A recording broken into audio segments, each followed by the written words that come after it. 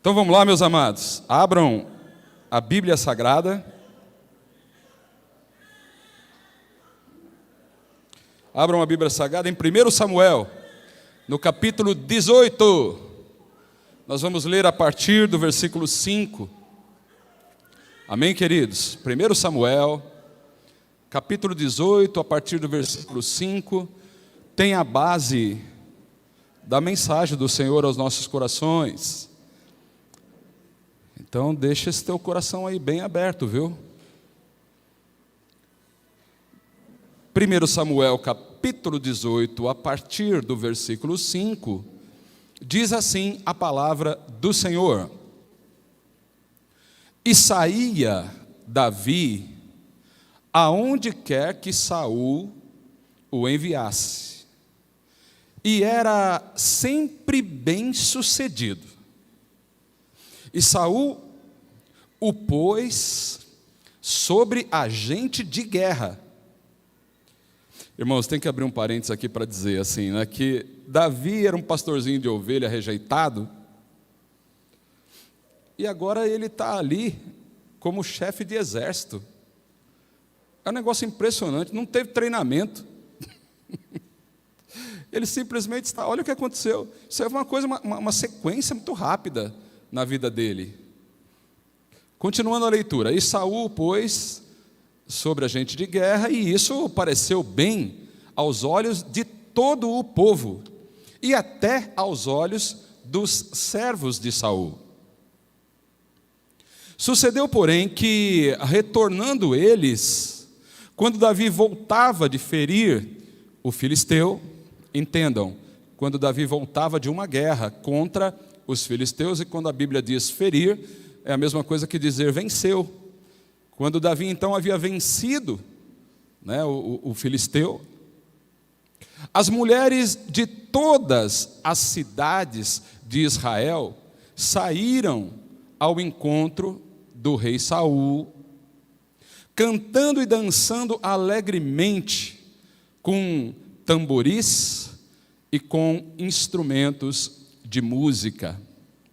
Eu vou ler o versículo 7, mas antes quero só que toda a igreja esteja alinhada no entendimento dessa palavra. Ela é bem conhecida. Davi acabava de vencer o gigante campeão dos filisteus, algo que era terrível para Israel. Eles estavam sendo afrontados por muito tempo, passando vergonha diante de um inimigo que tinha uma língua muito afiada. Mas depois dessa grande vitória, ele vem voltando, e as mulheres de Israel vão até o rei, e o rei era Saul, e começam então a cantar. Mas o problema vem agora aí a partir do versículo 7, porque as mulheres, dançando, cantavam umas para as outras, dizendo: Saul feriu os seus milhares, porém Davi os seus 10 milhares. Então Saul se indignou muito, pois aquela palavra pareceu mal aos seus olhos. Então ele disse assim: 10 milhares atribuíram a Davi, e a mim somente milhares. Que lhe falta, senão só o reino? Versículo 9. Daquele dia em diante, Saul trazia Davi sob suspeita. No dia seguinte, o espírito maligno da parte de Deus se apoderou de Saul, que começou a profetizar no meio da casa. Uma paradinha para todos entenderem isso que parece estranho. Versículos anteriores já diziam que um espírito mau, permitido por Deus, estava atormentando Saul e fazia dele uma pessoa muito perturbada. Saía pelo meio da casa profetizando coisas que não tinham sentido. Falando como quem tivesse propriedade para falar, mas eram tudo besteiras. E Davi tocava a harpa, como nos outros dias. Saul tinha na mão uma lança, versículo 11. E Saul arremessou a lança, dizendo consigo: encravarei a Davi na parede. Davi, porém, desviou-se dele por 2 vezes. Saul, pois, temia a Davi, porque o Senhor era com Davi e se tinha retirado dele, do Saul. Amém, meus amados? Quem crê que estas são palavras do Senhor, não só para, mais uma vez, trazer um pedaço da história de Davi e Saul, né? Porque afinal eles viveram em tempos antigos, né, Eduardo? E já morreram, já não é mais com eles, esta palavra. Agora ela é conosco, agora ela tem a ver com os meus dias, com os teus dias, meus amados, com aquilo que você está vivendo agora. 2 Timóteo 3,16, nunca vou me cansar de lembrar desse versículo. Os irmãos podem até enjoar disso, mas ali diz que toda a Escritura é inspirada por Deus, e ela é proveitosa para nos ensinar, para nos corrigir, para nos instruir em justiça, a fim de que toda a nossa obra, toda a obra de um homem de Deus, de uma mulher de Deus, seja bem-sucedida, seja próspera. Quem crê nisso, faz um sinal assim com as mãos, glórias a Deus. Quem fez esse sinal, pode expressar esta fé aplaudindo esta palavra. E glorifique também ao Senhor com glórias e aleluias. Ao Deus, Pai, Filho e Espírito Santo, o único Deus, digno de receber toda a honra e todo o louvor. Agradecemos, Senhor, por estas palavras. Igreja amada, pode se sentar.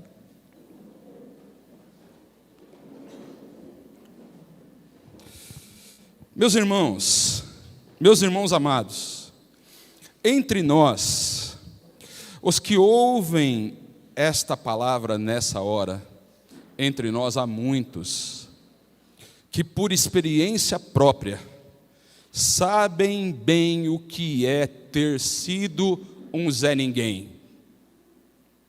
E vivendo algumas experiências, se tornaram um Zé Alguém.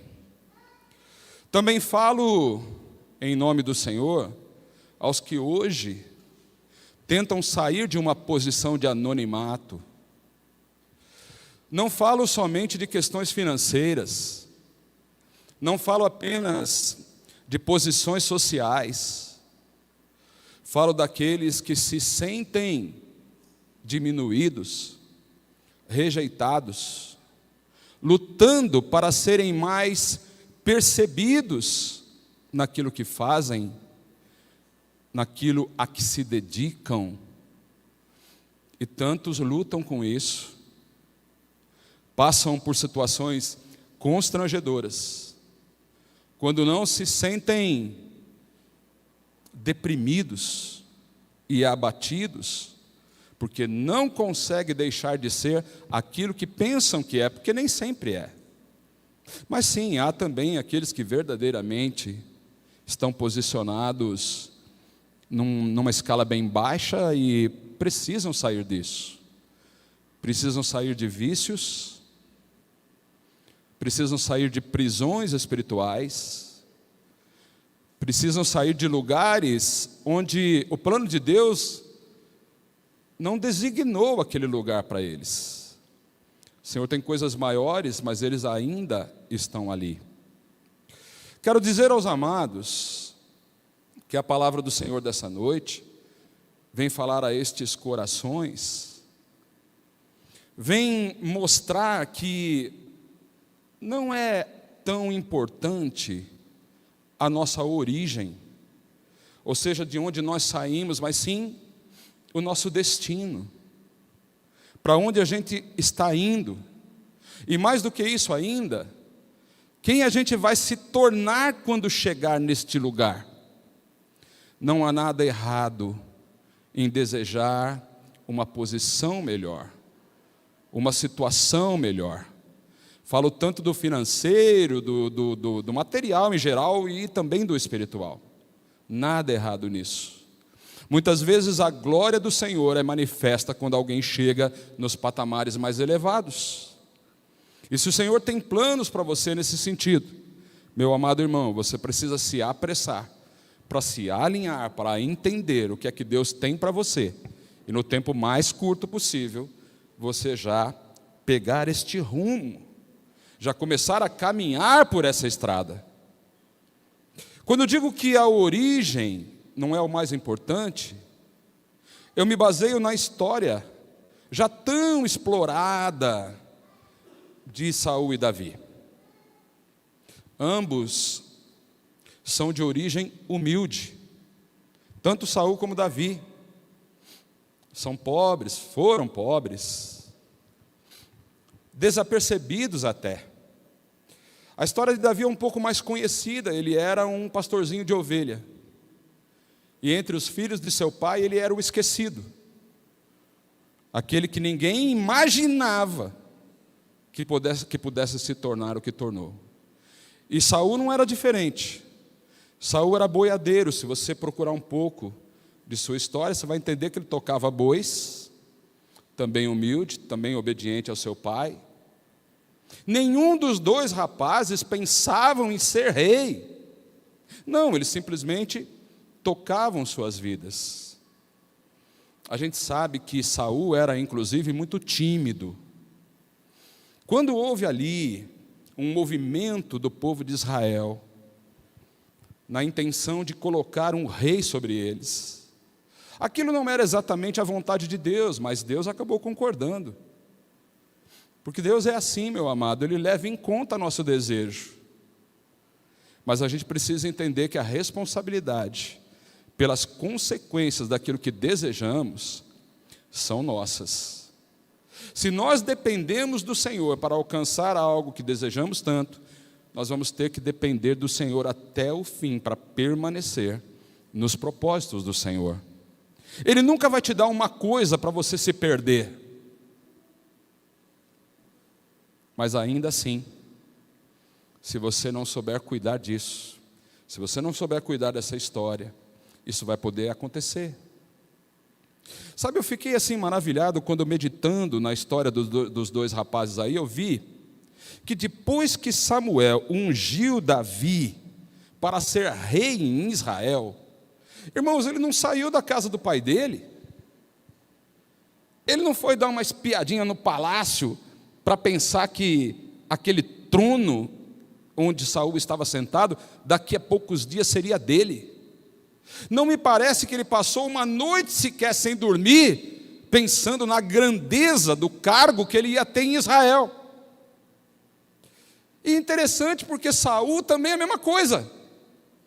Foi feito um sorteio, caiu na tribo de Benjamim.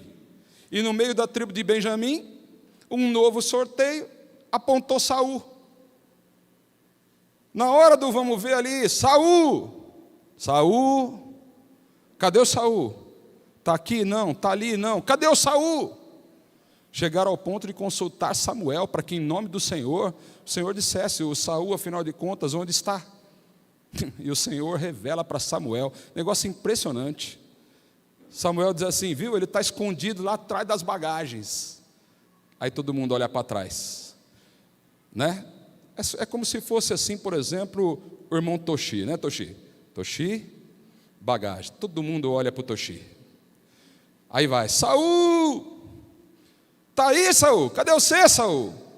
Aí sai o menino lá, tímido. Eu não esperava isso não. Tímido.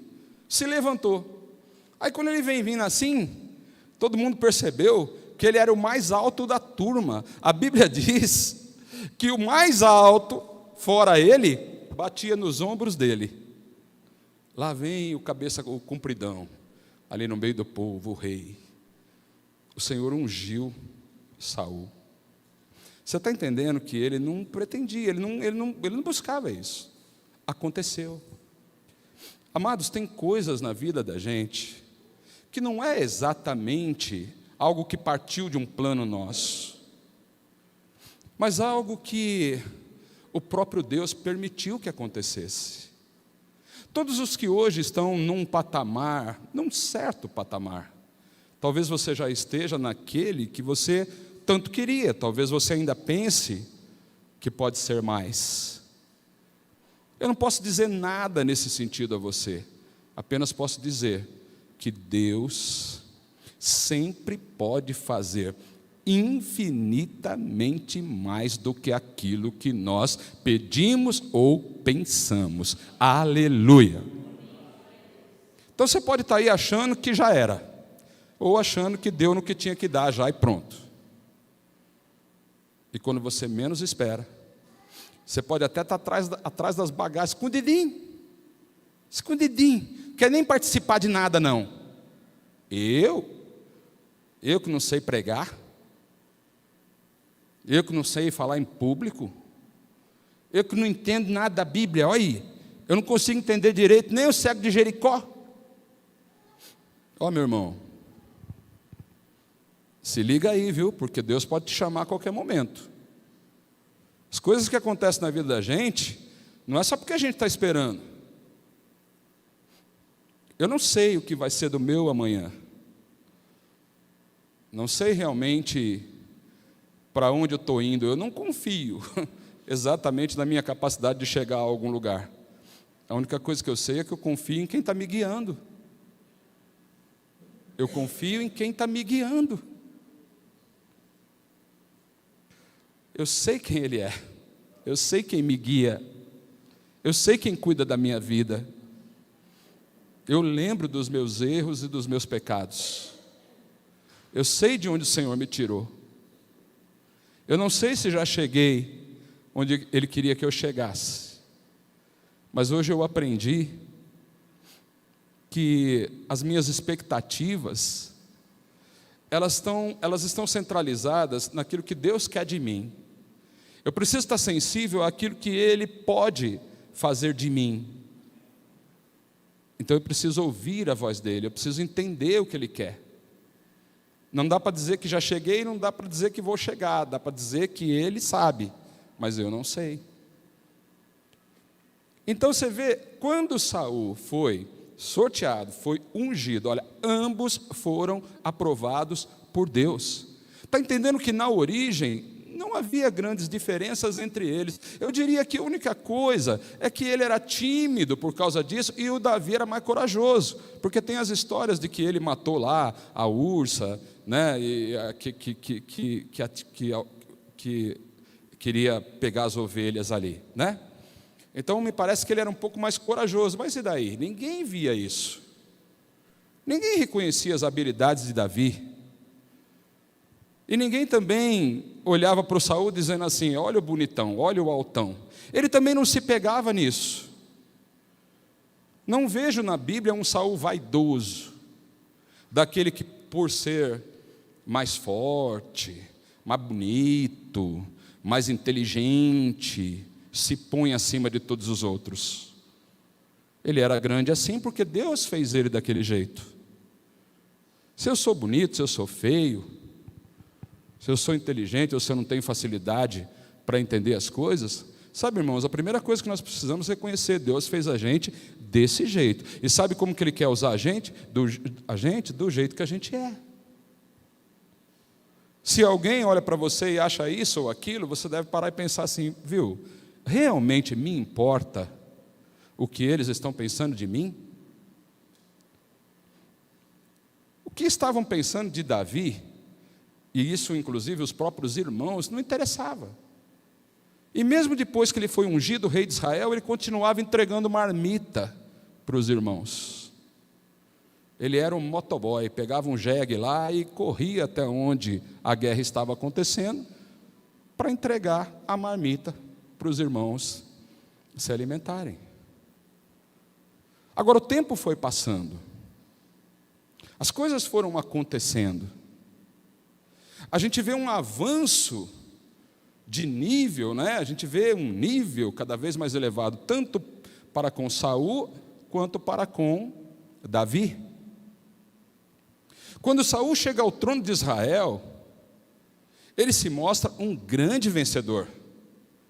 Ele venceu, em primeiro lugar, os amonitas, depois ele vence os filisteus, depois ele vence os amalequitas, e eram 3 nações inimigas que ameaçavam Israel. Davi é a mesma coisa. A gente acabou de ler aí que ele tinha vencido os filisteus. Em seguida, Saul coloca Davi como chefe do exército. Um menino nem de guerra era. Não, ele era pastor de ovelha. Ele sabia conduzir ovelhas para o pasto. Ele sabia contar quantas ovelhas tinha para saber se não tinha faltado nenhuma. Ele sabia proteger a ovelha de leões e ursos. Essa era a experiência de Davi, mas agora ele era o chefe do exército de Israel. Agora, amados, veja, também como chefe do exército, a primeira empreitada dele já foi uma grande vitória, a tal ponto de quando voltava para Israel, acontecer aquele evento, um evento que quando acontece na nossa vida, meus amados, pode ser decisivo para a continuidade da nossa história. Sabe, o grande desafio da tua vida, meu irmão, não é vencer. Deixa eu repetir isso para você. O grande desafio da tua vida não é se tornar um vitorioso. O grande desafio é entender o que esta vitória vai fazer de você. Quem está me entendendo? Então dá um glória a Deus aí. Ah, glória a Deus, né? Nós precisamos entender o que chegar a um ponto elevado pode representar em nossa vida. E lá estão, né? 2 vencedores. O problema é que um deles não soube lidar com a vitória. Meu irmão, em nome de Jesus, eu digo para você aqui, neste altar diante do qual você está, diante do qual todos nós estamos, né? Diante do altar do Senhor, eu digo uma coisa: a vitória não é boa para todos. Tem casos em que seria melhor não ter vencido. No caso de Saul, não foi bom se tornar um vencedor assim tão sucessivo, né? Aliás, de sucessivas vitórias, não. Isso não foi bom para ele, não. Porque, por exemplo, quando teve lá a luta contra os amalequitas, ele se perdeu. Aí achou que ele era o bom. Aí achou que podia, mesmo contra a ordem do Senhor, tomar posse do despojo dos amalequitas. Achou realmente que já estava num nível tão elevado que podia fazer, inclusive, aquilo que o Senhor havia ordenado não fazer. Já o Davi vence, volta ali para a capital, né, Jerusalém, e está sendo exaltado pelo povo. Não pediu isso. As coisas estavam acontecendo. Ele estava feliz, mas não estava soberbo pela situação. Não foi ele quem planejou aquilo, mas as coisas aconteceram. E as mulheres então ali começaram a exaltar Davi. E onde que foi mexer isso aí? Foi mexer no orgulho de Saul. Se alguma coisa que você está vivendo hoje, meu irmão, vai mexer com o teu orgulho, a ponto de não se contentar mais em ser um vencedor, porque Saul era um vencedor, Ah, tá bom, não era 10 milhares, mas era 1 milhar. Mas ele era um vencedor.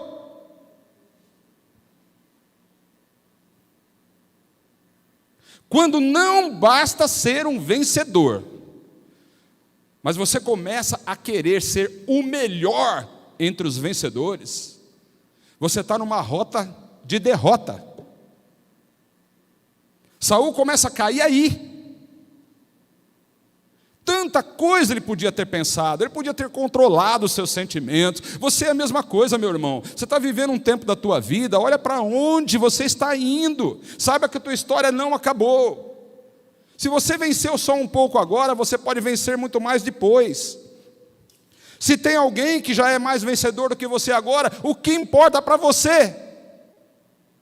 Quanta gente sofre não por conta daquilo que ele não tem, mas por conta daquilo que o outro tem.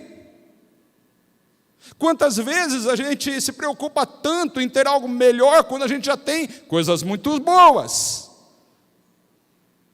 Ah, se a gente parasse para ver quem não tem o que a gente tem.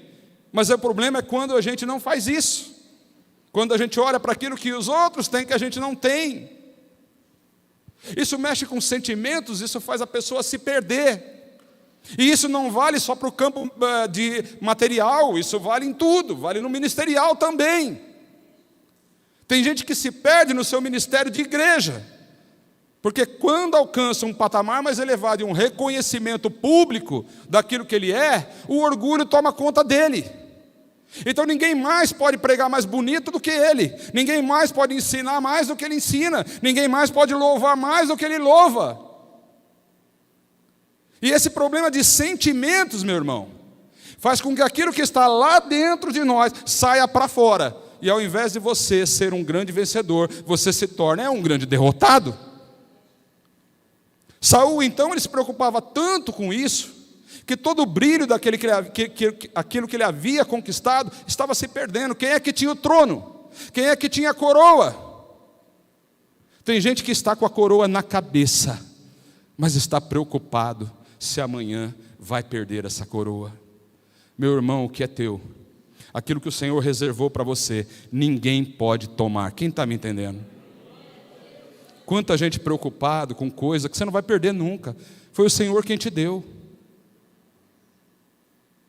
Sabe por que Saul perdeu essa coroa? Não é porque Deus tinha planos de tirar dele, não.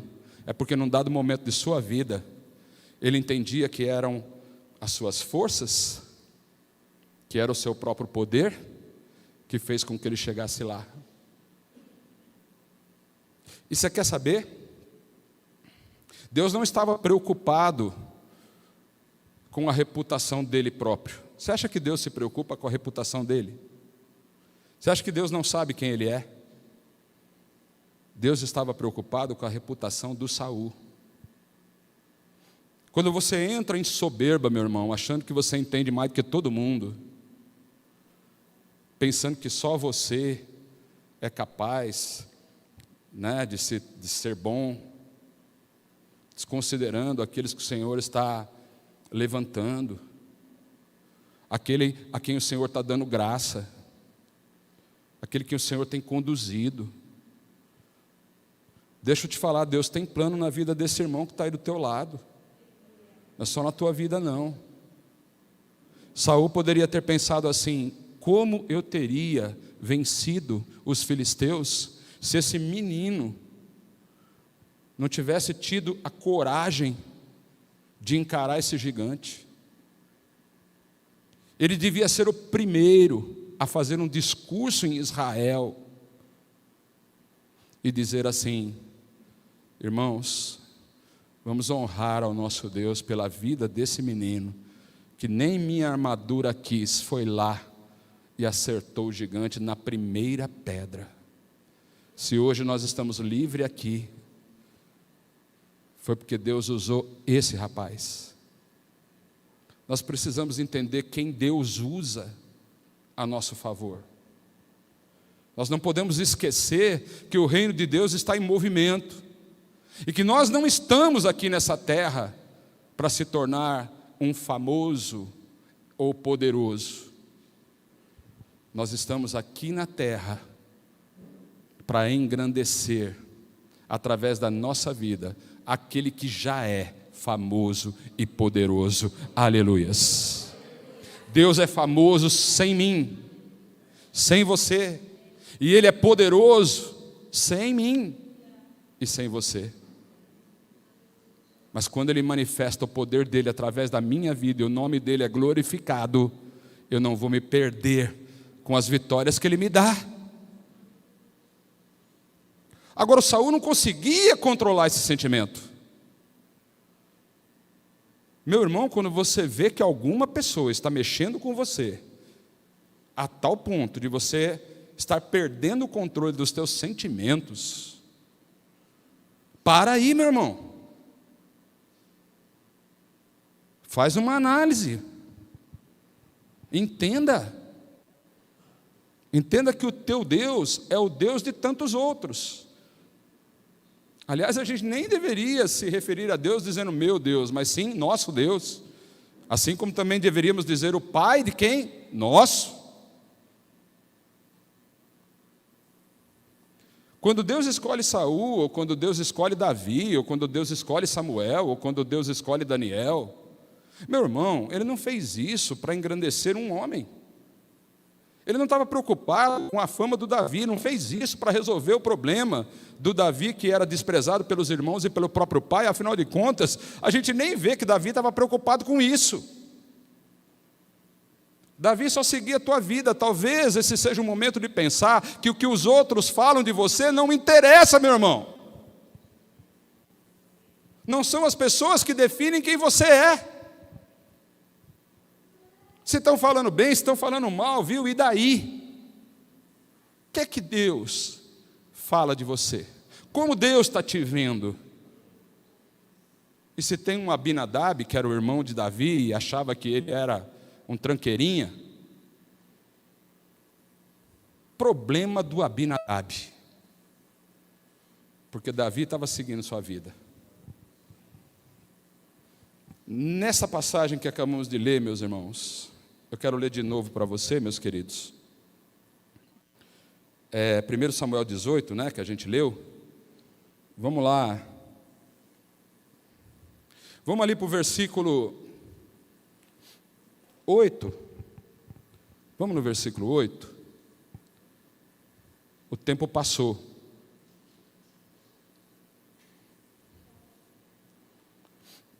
Então Saul se indignou muito.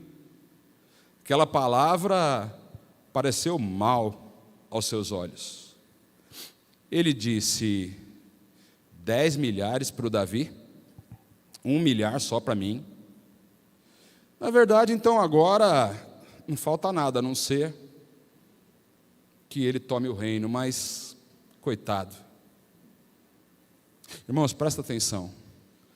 Coitado não é quem está passando luta com Deus. Coitado é quem pensa que vai perder o reino quando na verdade já perdeu.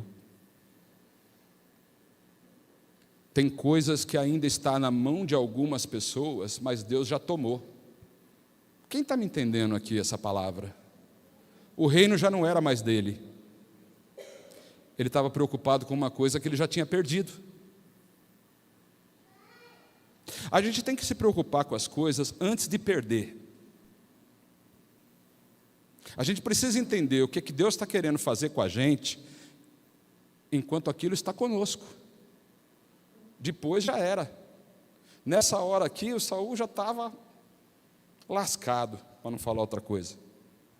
E tomado por aqueles ciúmes, aquela inveja, preocupado com sua reputação. Irmãos, tem muita gente preocupada com reputação, mas não está preocupado com caráter. Com qual dessas duas coisas vocês acham que a gente tem que estar mais preocupado? Com qual? Porque o teu caráter muitas vezes não é revelado para as pessoas. Ele é revelado no teu quarto, quando você está sozinho com Deus, não tem ninguém te olhando.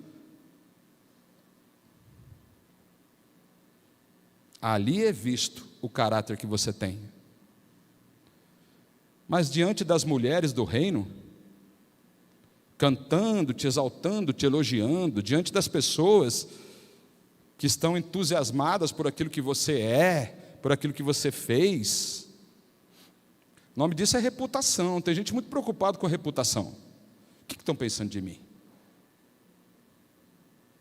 O Saul aqui, quando fala essas palavras, ele é igualzinho àquela pessoa mal afirmada, que tem o tempo todo que falar daquilo que ele é, daquilo que ele faz. Tem que sempre exaltar, né? Ressaltar, aliás, que foi ele. Olha, fui eu que fiz, fui eu que cheguei lá. Para quê? A gente devia pensar assim, bom, Deus já havia retirado dele o seu espírito. Isso é um problema. Nessa noite o Senhor está dizendo que importante é você ter o Espírito de Deus. Quem está me entendendo? Porque aquele que é guiado pelo Espírito não anda segundo a carne, aleluia. Ele espera para ver o que o Espírito está dizendo. Então, meus amados, a gente vai partir para o final dessa mensagem, lendo aí, né, os próximos versículos. Vamos ler o 9. E desde aquele dia em diante, Saul tinha Davi em suspeita. Ele não tinha que ter Davi em suspeita. Ele tinha que ter Davi em honra. Se havia alguém confiável no reino de Israel, quem era? Era Davi. Mas ao invés dele confiar, ele suspeitava dele. Por quê? Porque seus sentimentos estavam perdidos. Sabe quem pode restabelecer sentimentos perdidos? O próprio Deus, aleluias. Salomão passa por situações iguais. Venceu em muitas áreas de sua vida, adquiriu todas as propriedades que queria, casou com todas as mulheres que ele entendia que era bonita e boa e sei lá o quê. Mas no final de seus escritos, ele diz assim: tudo isso é vaidade. Em outras palavras, tudo isso é como um vento. Um vento passa, faz um efeito, mas vai embora. Não fica, não permanece. Sabedoria mesmo é temer ao Senhor, aleluias.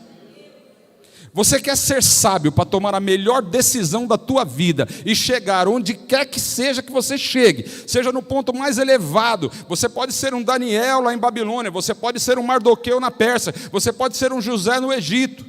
Se você temer ao Senhor, meu amado, você vai ter sabedoria para estar lá e não se perder com isso. Porque o importante não é vencer, mas é lidar com a vitória.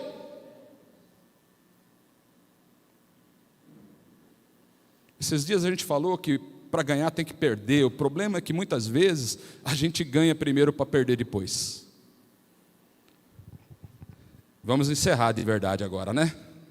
Versículo 10. E aconteceu ao outro dia que o mau espírito da parte de Deus se apoderou de Saul e profetizava no meio da casa. E Davi tangia a harpa com a sua mão, como de dia em dia, Saul, porém, tinha na mão uma lança. Muito bem, os irmãos entenderam? Deixa aí, Júnior, não tira daí. Quero perguntar para a igreja: o que é que Davi tinha na mão? E o que Saul tinha na mão? Davi? E Saul? E você? O que é que você tem na tua mão? Porque o que você tem na tua mão, aquilo que você está carregando agora, depois desse trecho da tua vida, determina em quem você confia e determina onde você pode chegar. O que você carrega nas tuas mãos, o que você carrega com você, representa a confiança que você tem numa coisa ou outra, ou na lança ou na harpa. Quero te dizer que ou você está com uma lança nas mãos, ou você está com uma harpa. A lança é um instrumento de guerra. Ela serve para matar. Serve para encravar pessoas na parede. Que é exatamente o que muita gente faz. Mata, e mata até com a língua. Eu diria que língua é uma lança. A lança faz você depender da força que você tem no teu braço. Senão ela não vale nada. A harpa é um instrumento de louvor. É um instrumento de cordas. Para quem não sabe, é um instrumento de cordas. Serve para louvar. Quando Saul vence demais, ele chega num ponto de achar que a lança era a sua defesa, era seu ataque, era a sua força, era com a lança que ele ia eliminar todos os seus inimigos. Já o Davi, diz a palavra, que continuava tocando a sua harpa como nos outros dias. Meu irmão, se você permanecer na trajetória da tua vida, vencendo etapas, se você permanecer com a harpa nas tuas mãos, sabe o que isso significa? Que é o poder da adoração que vai fazer de você um grande vencedor.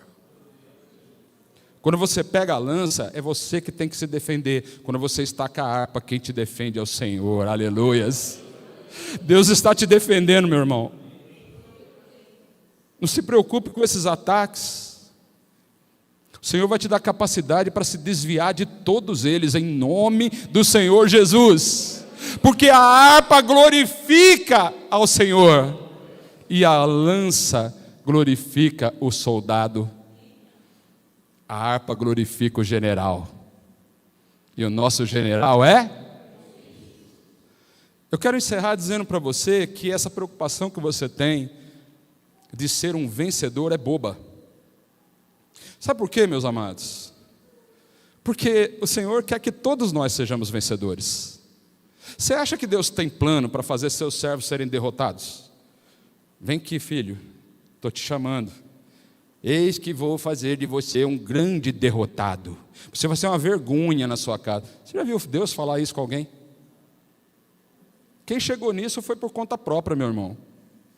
Porque Deus não faz esse tipo de plano, não. Todos nós somos vencedores. Mas só que vencedor é pouco. Vamos encerrar. Pode ficar de pé. Vamos ler lá em Romanos.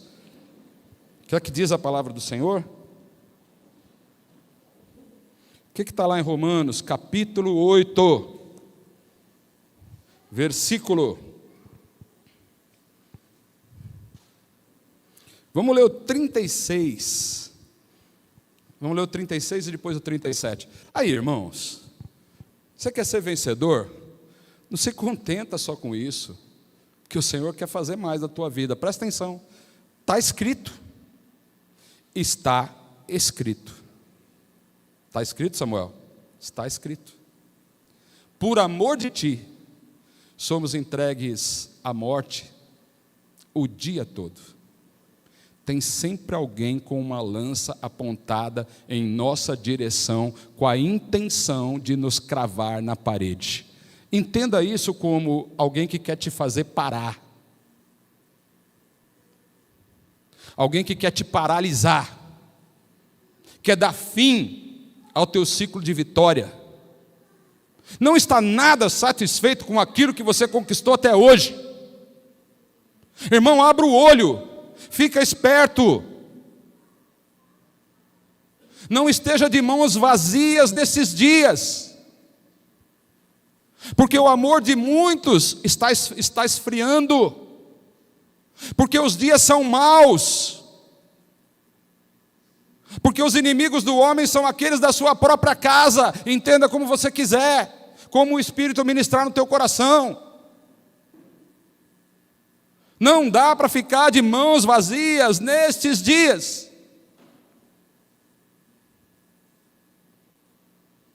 Então está escrito que por amor ao Senhor tem sempre alguém com uma lança apontada para o nosso peito.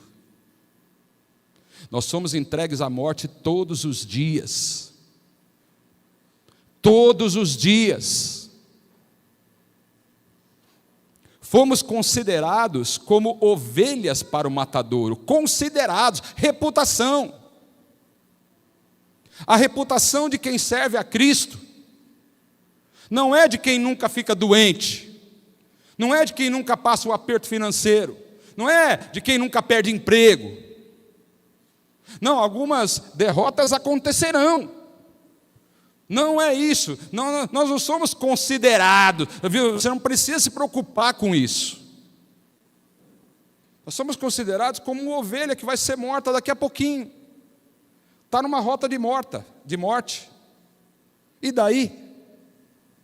No versículo 37, a palavra do nosso Deus diz que em todas essas coisas, em todas essas tentativas, em todos esses desafios, em todos esses momentos difíceis da nossa vida, nós não somos apenas vencedores, mas nós somos mais do que vencedores. A vitória esperada não é tudo o que o Senhor vai te entregar. Quem está crendo, meu irmão? Porque isso é só para quem crê, não é para o mundo todo. Essa palavra não é para qualquer um.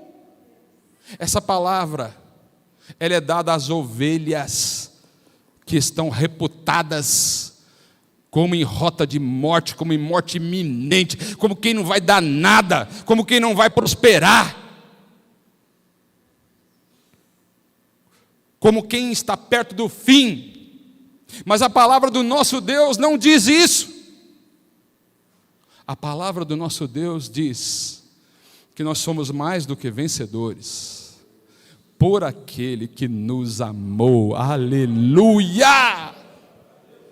Graças a Deus que é por aquele que nos amou, porque não somos amados de todos. Preocupe-se menos com aqueles que não te amam.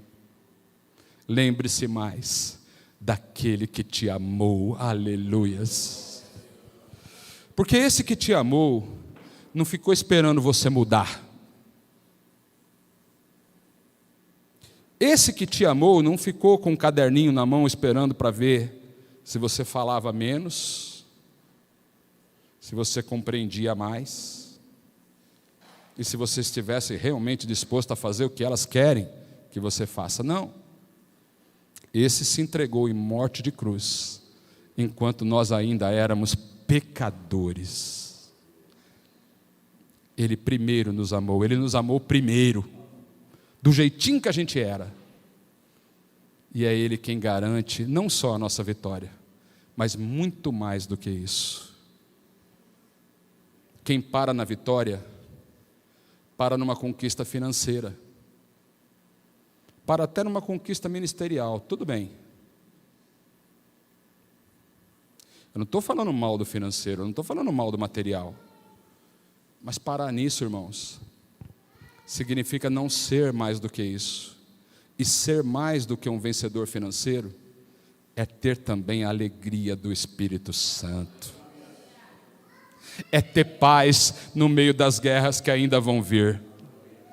É ter confiança quando alguém atira a lança tentando nos encravar na parede. Você recebeu essa palavra? Então baixa a tua cabeça, vamos orar. Não vou chamar ninguém para vir à frente aqui, mas sei que muitos, meus amados, precisam organizar esses sentimentos, precisam cuidar um pouco melhor daquilo que estão sentindo. Joga essa lança fora em nome do Senhor Jesus. Para de lutar com as tuas forças. Você está matando pessoas. Você está tirando gente de rota de salvação.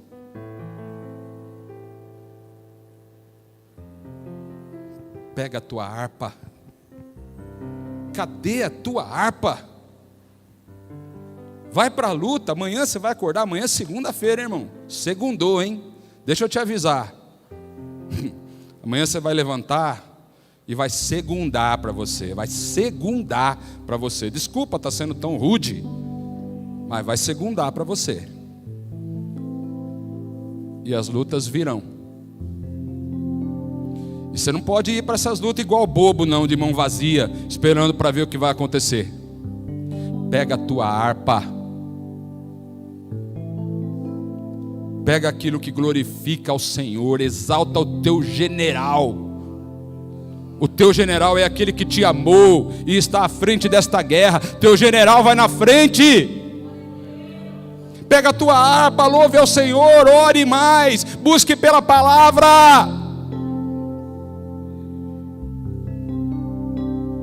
Essa é a arma do crente. As muralhas de Jericó foram derrubadas,